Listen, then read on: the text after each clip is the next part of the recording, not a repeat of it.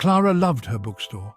It was her sanctuary, a place where she could lose herself in the world of stories and characters.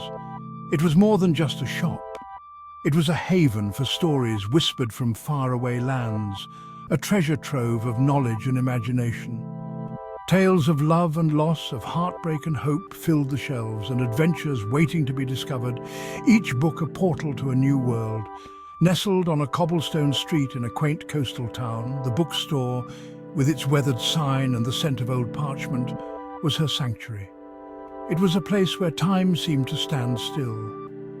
She spent her days surrounded by towering bookshelves, each one filled with stories waiting to be told. The comforting silence was broken only by the soft creak of the floorboards and the murmur of turning pages, a symphony of solitude. Each day, she eagerly awaited the arrival of fellow bookworms, ready to share her passion for literature. She loved the conversations that would spark over a shared love for a particular author or genre. Clara had a gift for knowing exactly which book would capture a reader's heart. Her recommendations were always spot on, leaving customers delighted. With a twinkle in her eyes and a smile on her lips, she would guide them through the labyrinthine aisles, each turn revealing a new discovery. Her fingers trailing along the spines as if greeting old friends. She knew each book intimately. She found joy in recommending hidden gems, books that might otherwise go unnoticed. Her heart warmed at the sight of a customer lost in a world woven from words, their expressions mirroring the emotions of the characters they read about.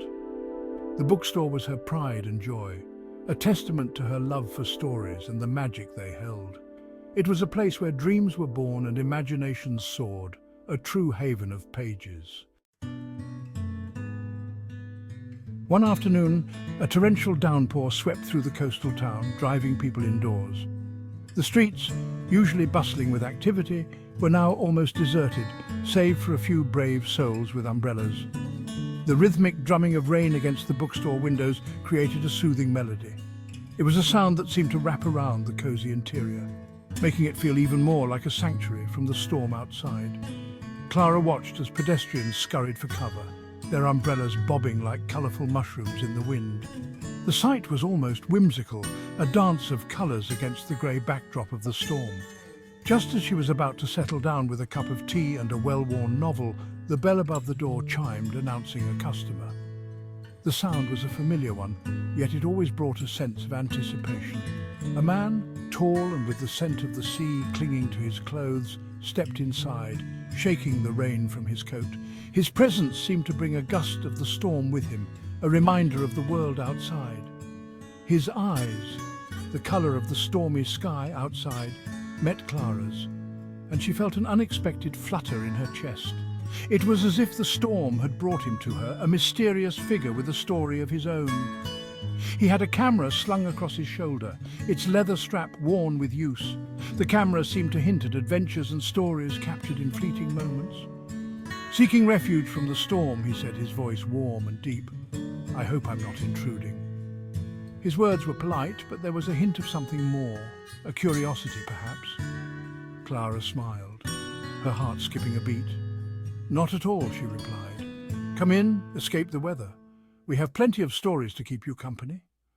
She gestured to the rows of books, each one a potential adventure waiting to be discovered.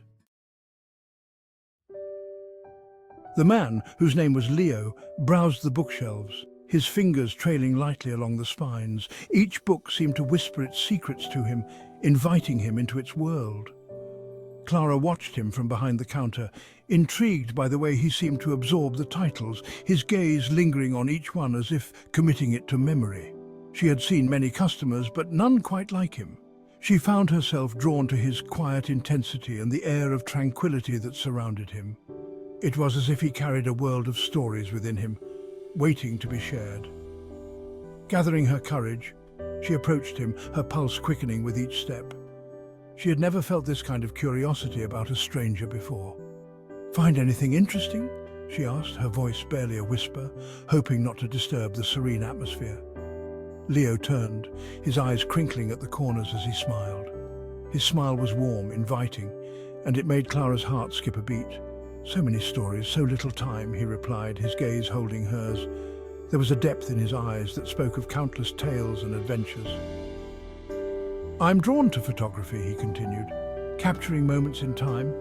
Each photograph tells a story, a fleeting moment frozen forever. But I've always been fascinated by the power of words to transport you to different worlds, he added, his passion evident in his voice. Clara felt an instant connection with him, their shared love for storytelling bridging the gap between their chosen mediums. It was as if they had known each other for years. They talked for hours that day, their conversation flowing effortlessly from books to photography, their passions intertwining like the threads of a beautifully woven tapestry. Each story they shared, each photograph they discussed, brought them closer together, creating a bond that felt both new and timeless.